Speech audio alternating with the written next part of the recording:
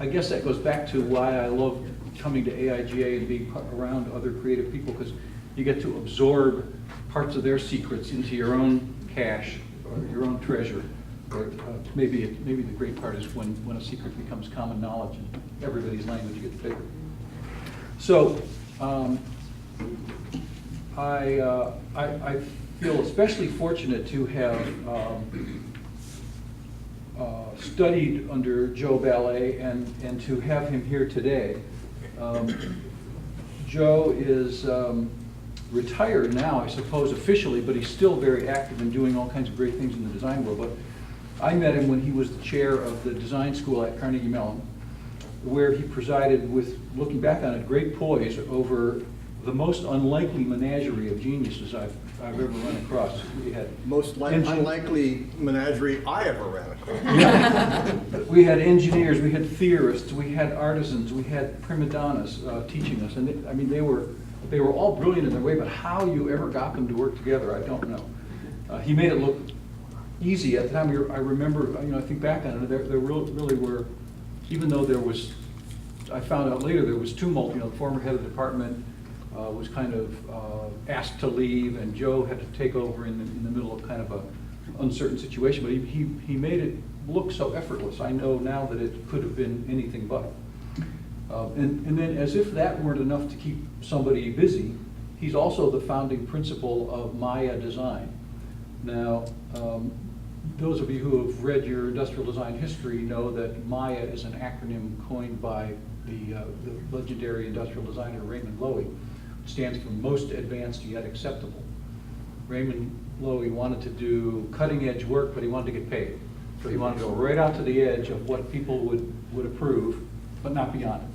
So that was his way of sort of communicating to the staff where the boundaries were, or what boundaries needed to be rolled back. So Maya, which is headquartered in Pittsburgh, founded when? 89. 89. Okay. Yes, we are in our 25th year. Virtually invented the practice of user-centered design, and Maya has contributed a great many concepts and words to the user interface and industrial design and product design lexicon. And with his partners at Maya, he's the author of the book Trillions, which I recommend. You brought your copy. I brought my copy, yeah. And I'll talk to you in just a second about that. Joe got his MFA in design from Carnegie Mellon and his Bachelor of Science in Industrial Management at Carnegie Institute, which sort of is the sister that's the left brain, right brain half of the university. And he got a BFA in industrial design from the University of Illinois. He has taught at University of Cincinnati, Georgia Tech, Virginia Tech, the Samsung Institute of Design in Korea, and the University of Lund in Sweden. Most recently, Joe and his wife Sue have established the Ballay Family Fund, which is a charitable organization to encourage innovation in education. So I want to say a quick word about Joe's book. This is a book that tackles some of the really big, knotty things facing our civilization. And it goes through them methodically and actually with kind of a refreshing amount of optimism. It's a book that compliments you as a reader because it doesn't try to dumb down or simplify or make things into sound bites. For me, it was worthwhile to have a dictionary next to the book when I was reading because there are things in it that have to be looked up. But I recommend it if you care about the big issues of design. It's a really thought-provoking book, and so I give you Joe Ballay, and I hope that he won't be too hard on me. I thought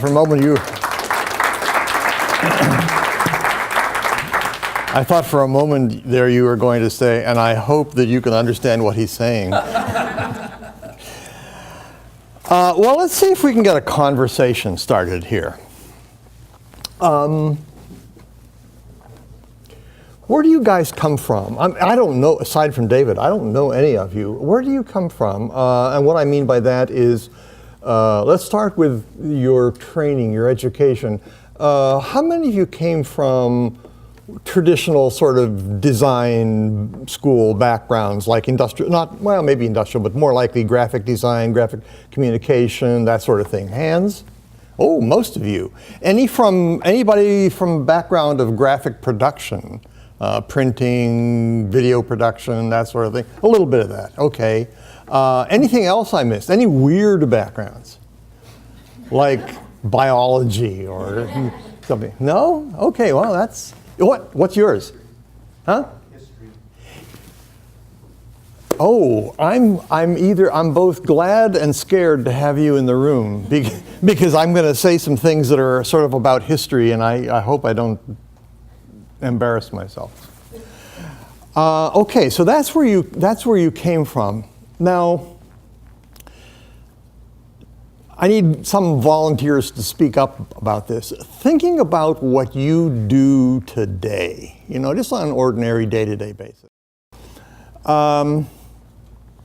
What percentage of that of what you do is directly dependent on what you studied in school?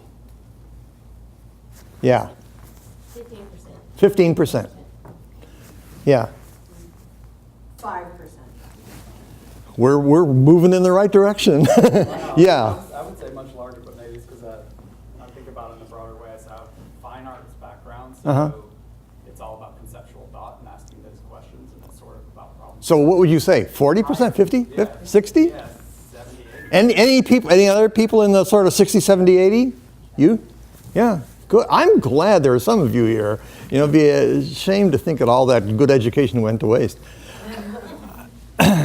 Well, the reason for my asking that is that it brings to mind a problem that we all face, especially if we're headed toward leadership, and that is we end up focusing our lives on something for which we were never prepared. I guess, David, you asked the question at the very beginning of our session here today. I don't remember your exact words, but it was something like, nobody teaches you to be a leader, right? Where do you learn leadership? Where does it come from? Anybody? Grade school. Well, that's interesting. Say more. I think people come off as very dominant when they're younger, so they tend to have this leadership aura about themselves. Because Okay. either they're vocal or have confidence in what they're doing, so other people tend to follow them. Okay. And whether it's somebody who's 5 years old or 15, it's the same. Maybe they're kind of charismatic or something? Possibly, but also very sure of themselves. Yeah. So I think it's a combination of that. Yeah. Where did you learn to lead? It's birth order, right? I mean, or family dynamics. There's a lot of research about that. Where are you in the birth order? I'm a firstborn. Out of how many? Just 2. Yeah, so you're the big sister, right? Natural leader. Where else do we learn leadership? If, and it's a big if we don't learn it in school, where do we learn it? Oh, I was just going to say, I learned it from observing my teachers and preachers. Okay. Because to me, preachers, I observed how they handle the crowd. Right. So you watch models. Yeah. You pick out models of leadership and you watch them, right? And you hope that they're good models. You were going to say something in the back. Parents.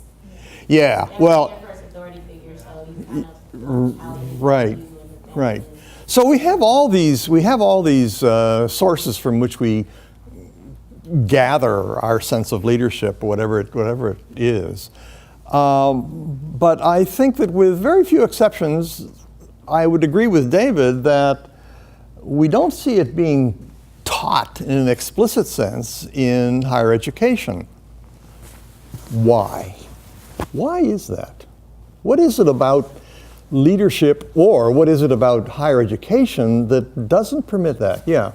My first thought was that not everyone can be a leader. They can't all be in a position to lead people that are going to follow them. Okay, but if I read most college brochures, they say things like, we train people to be leaders in their field and so forth. I guess it depends how you look at it in a broader sense. Everyone can lead with what they're doing on every level. Yeah. What had just been said. But when I think of the people I look up to as leaders and that have a team underneath them, I mean, not everybody wants to even move up to that level. Yeah. So you're sort of saying that somebody, either consciously or unconsciously, makes the decision that there's really only a small number of these people who are ever going to need to know about leadership, and so we'll leave that to somebody else. You know, I think it just happens like organically as you know, I've seen people make that decision that they don't want to move up to another level or have more responsibility. But you're talking, well, I agree with that, but you're talking about something slightly different than I was talking about. You're saying that what forces a person to assume leadership, to take it on, to say, look, I think I can be a leader here, I'm going to exert my leadership, versus a teacher or a system or a something saying, we're going to talk to you today about leadership and how to do it. You know, I think that's the rare thing, right? I think it is anyway. Well, Yeah. Education, so much of the focus is on the tactic, right, or on the tactical sort of skills. It's not on the what you're going to need to do beyond that with those skills. It's like we got to get the fundamentals in. Yeah. We don't have time for We it. don't have time for it. Exactly. Yeah. I was going to say it has to do with how you measure it. Like, how do you determine that? How do you grade? if you teach leadership, how do you give grades? In school, it has to do, you know, with grades and exams and tests, and then specifically in design, it has to do on more like, okay, do you have your broad portfolio? Do you Yeah. but in leadership, do we have those guidelines established as Yeah. far as like, okay, once you get to this level, you are considered a leader? Yeah. I think there's an additional point. All of the things you mentioned are part of this complex mix. But I think there's an additional point. And then leadership, like almost everything else, has to be learned in context. You know, you don't put a person on a desert island by him or herself and teach them leadership. It's pointless, right? And the school is not a context for doing it. You know, because there is this presumption of more or less equality among all the students, right? That they all have the potential to be the top of the class or something like that. And so to establish in any kind of formal way a situation where a person can practice leadership is kind of hard to do in an egalitarian culture like a university. And so I think that for better or for worse, that's why it gets put off. It gets put off until you're actually in a work situation, in a practice situation, in a public situation of some sort, where, by God, somebody better lead us. And so people start to deal with it, right? Okay. Also, it seems to me that there's so many different types of leaders or different styles of leadership. Yeah. That people will follow one person who's very different from another person also Right. has followed. And so trying to teach it as though it were a correct answer to a math problem is almost impossible. You have to work out of a certain skill set that you're given. Intuitively, I think you're right. On the other hand, why are places like Harvard School of Business in business? You know, they're presumably dealing with some of that and trying to be explicit about it, you know. Well, enough of that. Just keep that notion of how I started out as a graphic designer. Now I find myself in a position where 50% of what I'm doing is really directly related to what I studied, and the rest I'm kind of gathering from all these sources around me. Okay, and let's talk a little bit about the future for a moment. But just a moment, I want you to do something. Think for a moment about the concept future. Okay. Got it? Assign it a date. Keep it in your head, or you can write it down if you want. Whatever this concept of the future is, give it a date. All right?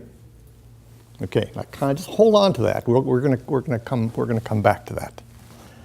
Don't forget what you said as your date.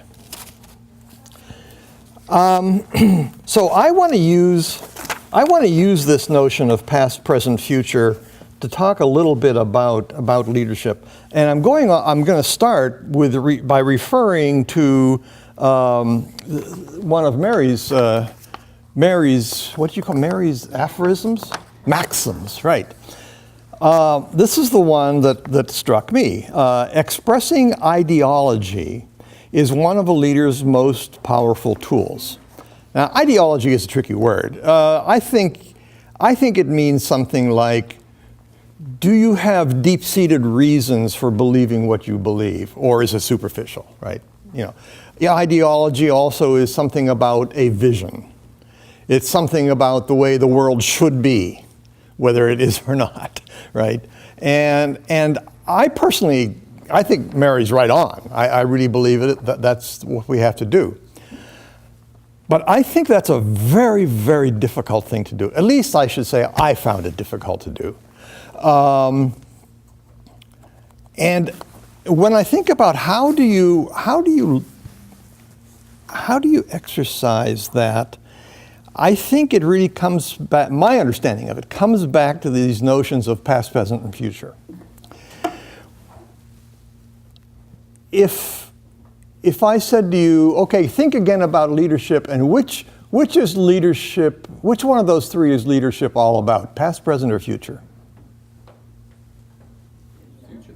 Future? Future? All of them. I think it's all of them, and that's the point I'm going to try to make.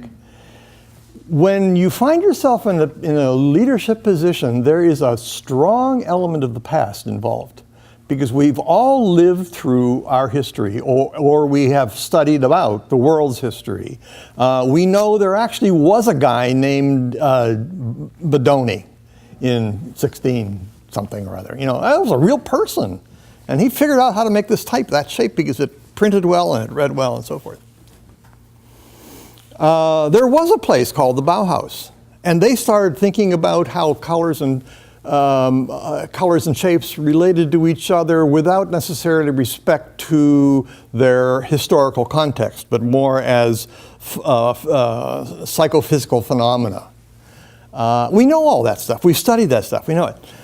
And what that stuff does, that stuff from the past does, it becomes the basis for our standards, our expectations of what's right. Not necessarily that we're going to repeat the past, but the past is where we learned to establish what we think are the goals for the present and the future, right? Because we've seen these things work, or we've seen them fail. And so, okay, that's where it comes from. So when you're in a position, when you're in a leadership position, you're dealing with a whole bunch of people, occasionally part of that leadership is going to be to say, wait a minute, what are we really going for here? What's our standard? When is good good? And how do you explain that? It doesn't make much sense to do it in a kind of a context-free situation. Then it's just your opinion versus my opinion. So we start looking for ways to calibrate a sense of what is excellence, what is goodness, what should we as people living today be striving for, whether it's in design or medicine or politics or whatever. What should we be striving for?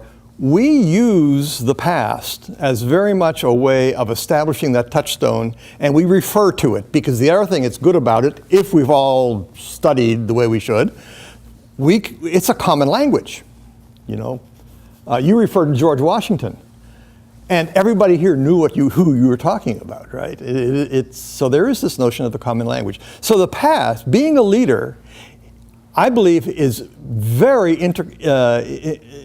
has a very important connection to the past, and understanding the past and learning from the past and being able to refer to the past when you're thinking about the future. Okay. Second, and I suspect this is the one you guys deal with the most, I know I certainly do, leadership has to do with the present. If you're in any organization, there's always fires to put out. There just are.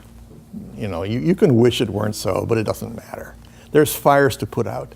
There are people who are angry. There are people who are elated. There are new people who have to be introduced to the company. There are maybe people who have to be fired from the company or something, and each of those things, doing each of those things in a way that doesn't destroy the health of the organism that is your company or your, doing it in a way that is healthy takes leadership. You have to be able to, when you look at hiring people, you have to understand, where's it going to be going? who could this person become? I don't have to give any more examples. You know what I mean. There is a day-to-day rubber hits the road kind of thing you have to deal with, and without leadership, you can screw that up. Who was it? Our doctor friend, Dr. Bob, was talking so much about the importance of his word being good, right? When you're in a leadership situation and you're working in the present, you don't have time to do analysis of the future or analysis of the past. You have to rely on your word, see? Because I need a decision right now. Okay, trust me, I've been there, this is what I think we should do. Yeah. If you don't like it, file a complaint or whatever, whatever the procedure is. But without that trust, leading in the present is virtually impossible. And then the question of leadership for the future. Well, that's the hardest to deal with in a way because nobody's been there yet. So now I'm curious. David, when I asked you to think about the future, what date did you give it? 4028. 4028. I figured we're halfway toward the future. 4020, 2,000 years from now. Yeah, I figured. Okay, well that's interesting. Where are you planning on being at that point? I'm going to be compost. Okay. Somebody else. Yeah. I did 2020. There's a lot of talk about the 2020 workplace. So 5 years out, 6 years out. Anybody else pick roughly that period, the 2020? Yeah, 5 years out. I think that's kind of normal. That's what you'd expect a lot of people to say. Why do you pick that range, that 5 years out thing? Seems actionable. Yeah. Yeah. You can make some predictions with a reasonable amount of certainty that what you think is going to happen is actually going to happen, right? Yeah. Some different date. Yes? July 13th. I was really hoping that somebody would pick like tomorrow or something like that. And well, rather than me saying it, why did you pick that date? It is the future. Yeah. It is the place, and if you want to think about it this way, it is the place where the present and the future meet. It's what am I going to do in the next hour, in the next day, in the next week, right? And how many of you have some amount of leadership / management position that you have now? Just hands? Okay, so I'll bet you think about that daily. You think about July 13th daily. You have a calendar, and a week from today I'm going to have a meeting about so-and-so. I better get those numbers together, or whatever it is, right? So this is why I think leadership about the future is so very hard to do, because whether we're talking about day after tomorrow, or 5 years from now, or 2,000 years from now, we probably have to use very different techniques. Let me put myself in the position you mentioned, David. What if I'm with a group and we're brainstorming about the future, and someone says, well, let's think about what happens in 4028. There's going to be a sizable proportion of the people in the audience who are going to say, why bother? What the hell for? I mean, do you care? Right?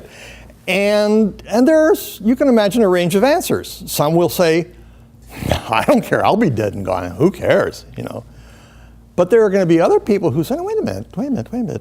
We're making decisions now as designers or as politicians or something that are ultimately going to lead to things that are going to affect people in 4028. Maybe that's not such a stupid question after all, right? And so I think that what makes for a good leader is someone who is able to, leader for the future, is someone who's able to manage that conversation. And by manage the conversation, I mean switch from talking about 40/28 to July 13th, and find ways that these things all kind of connect to each other and form this image. And that image is what I was referring to when I talk about the ideology. I think you can do that. I think you can convey something about the future. You can ask good questions about the future only if you have some kind of an internal image of what kind of future we want, or what kind of future there needs to be. People who don't have that, I was once sitting in a little restaurant someplace, and me and like 2 or 3 other guys were the only ones in the restaurant. It was a Waffle House, and 2 guys at the counter were talking. They're just bullshitting about what they were going through that day. And I overheard one of them say, "Well, you know, if you don't stand for something, you'll fall for everything." Now, that's apparently a good Southern expression. I had never heard it before. But I thought that was absolutely brilliant. How many minutes? We're kind of to the Q&A section. Okay.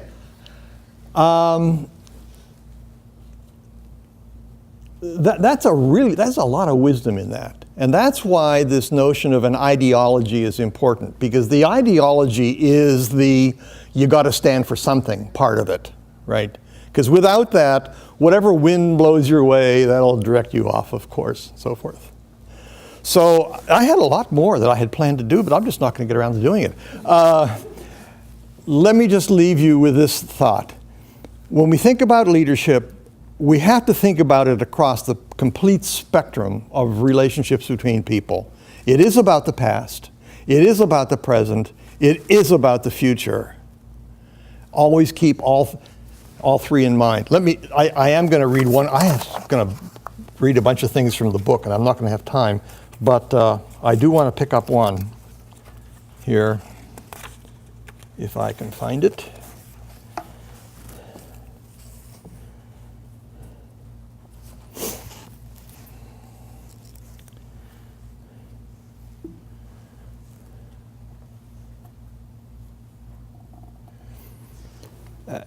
All right, a preamble paragraph and then the actual paragraph that I'm focusing on. I've often been asked, how do you create a culture that is actually conducive to innovation? While that topic deserves a book in its own right, there is one aspect that I believe deserves particular attention. At the dawn of the pervasive computing era, that's where we are right now, by the way, you have to begin by recognizing that different views of reality can be simultaneously valid and must be allowed to jostle each other and intersect. This is not something that happens once a year at a corporate retreat. That doesn't create a culture. It's something that needs to happen every day, backed up by the unyielding resolve to believe in the process and stick to it. And this was the point I was wanting to quote. F. Scott Fitzgerald said, "The test of a first-rate intelligence is the ability to hold 2 opposing ideas in the mind at the same time and still retain the ability to function." And I think that as leaders, that is what we're being asked to do, is to, maybe it's 3 ideas, past, present, and future, but we're asked to retain mutually contradictory notions in our mind, believe them all, believe in them simultaneously, and still act. Okay? Thank you. Questions?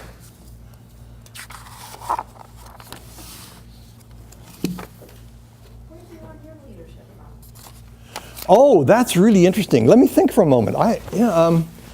Parents, my dad in particular, my dad owned a hardware store, and so I watched him be the boss of this small group of people that ran the hardware store. I think most of it I kind of made up as I was going along, and Dave mentioned this unlikely group of people who were this faculty that I inherited. That was a nightmare. I mean, it was an opening that occurred at Carnegie Mellon, and I really did want to do it. And I would have done it no matter what the circumstances.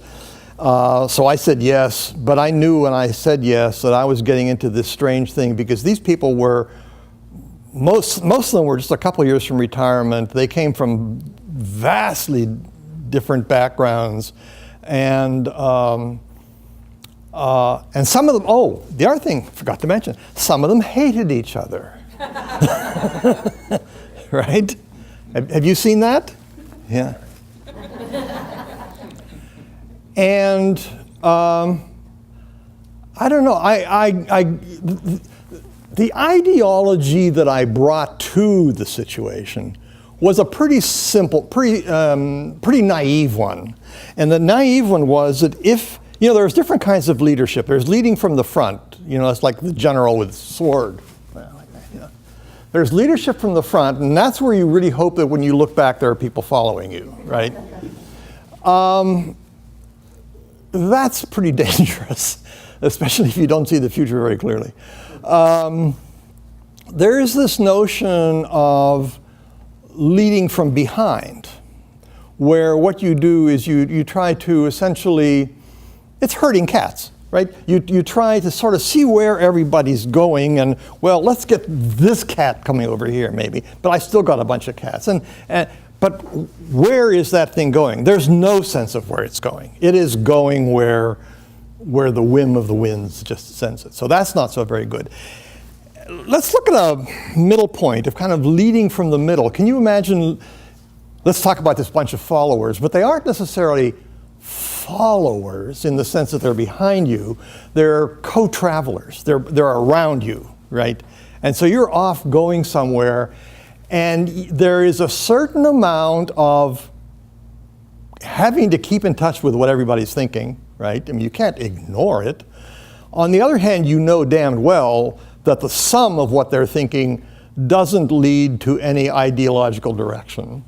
So that's where you have, by looking at your past, you have to develop that ideological direction. So here's the two contradictory ideas. Can you stand in the middle of that pack and have your sense of ideology and where the world is going, or your segment of the world, where your business is going, while you are simultaneously listening to the people around you? And it's hard work, as any of you who have tried it know, but I think it's the only way to go. I really think it's the only way to go. At the one end, you become a dictator. At the other end, you become a wimp. And we don't want either one for leaders, right? Think about national leaders. It's the same thing. You don't want wimps. You don't want dictators. Any other questions? David. I would be interested to know, I'm talking to your business leader side, not your academic side now. Yeah. The challenge of being the owner of a group who are essentially getting paid a certain amount every week. Yeah. And making a promise to a customer that I could solve this problem for this amount of money, or for so much per month for so many months, or something like that. And knowing when to say, okay, we've got to stop here to make a profit, or it's okay for us to lose money on this project in order to do it right. Yeah. It's such a, on the client end, it tends to be much more inflexible, and on the production end, it tends to be infinitely flexible. Mm-hmm, mm-hmm. Do you have any thoughts about managing that dichotomy? Yeah, well, first of all, it happens all the time. Yeah, this is where leadership seems like a very lonely position, because if you let it be a lonely position, that entire enterprise of trying to read the future falls on you. Is it really best for the business and best for the world in some sense if I go over budget because what's going to come out is so important it'll lead to other things, right? And therefore I do it. Or do I say, this is enough, sorry, we can't go any further, probably piss off the customer, or turn out bad work, or whatever, and that's not good either. But as an individual, you are stuck there having to make that decision, and you're reading a crystal ball as best you can. In that situation, it really is good to have other people around you, because they all have their perceptions about what we should do in this situation. And that's another one of the virtues of leading from the middle. You know damn well that in the end it's your call.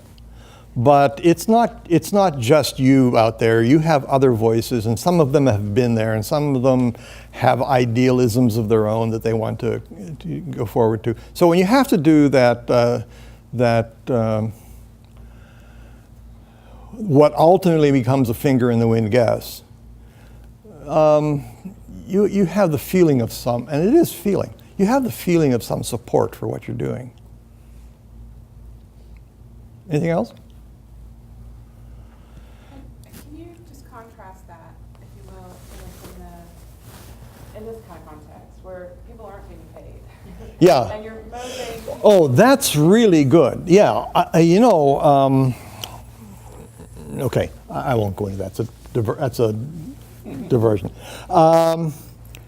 That's a really good question. How do you apply this to what is essentially a volunteer organization?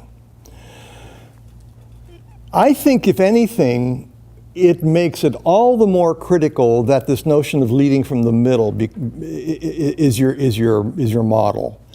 Those people are doing it not for pay; they're doing it because they believe in it, right? Or they see some benefit to themselves. They will make connections, or they will learn something they didn't know before, or whatever. And so there is this self-interest. And I don't mean self-interest in a negative sense. We all have self-interest. But there is this very strong sense of self-interest in these people who surround you. Now, if you frustrate that self-interest, you're going to lose the people. So that listening becomes more and more and more important.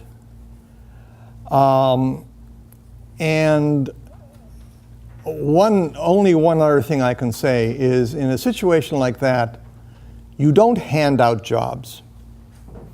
You get people to define their jobs, right? And you define them as a group.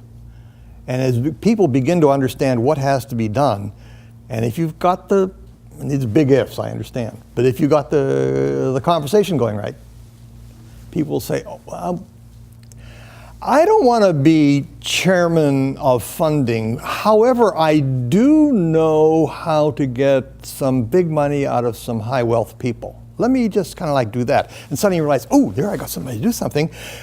It doesn't happen to fit exactly this preconception I had of funding chairman, but what the hell? I mean, they're going to do something good. Let them do it, right? And you find that by working on this simultaneously all together, you kind of redefine the problem. And you can redefine the problem so that people will walk out and say, yeah, I'll do that. Now, well, I won't do more than that. And that's okay, but I will do that, right? And you can. So it's, again, I call it kind of leading from the middle. Anything else? Do you feel there's like a level of empathy and compassion that has to like be worked in, like especially leading from the middle? Absolutely. I'm glad you used the E word. That's a word I find myself using a lot recently. Absolutely. Now, I think it can sometimes be, in fact, I had this experience. It can be extremely frustrating and like a no-win situation. That can happen. If somebody in that group decides that they don't like you, or that their ideology is absolutely diametrically opposed to yours, and they are your enemy, or you are their enemy, that's not a very good basis for establishing empathy. It's really, really hard. Right? Like, not gonna like you. Yeah, they're not going to like you, But You just have to work around that. yeah, That difficult person. that's just going to isolate that difficult person by focusing on the positive with everybody Right. else. And they either don't like it anymore and they kind of slink on away. yeah. So within the limits of reality, the empathy thing is an important thing. Yes. Anything else? Okay, I appreciate your time and effort. Bye.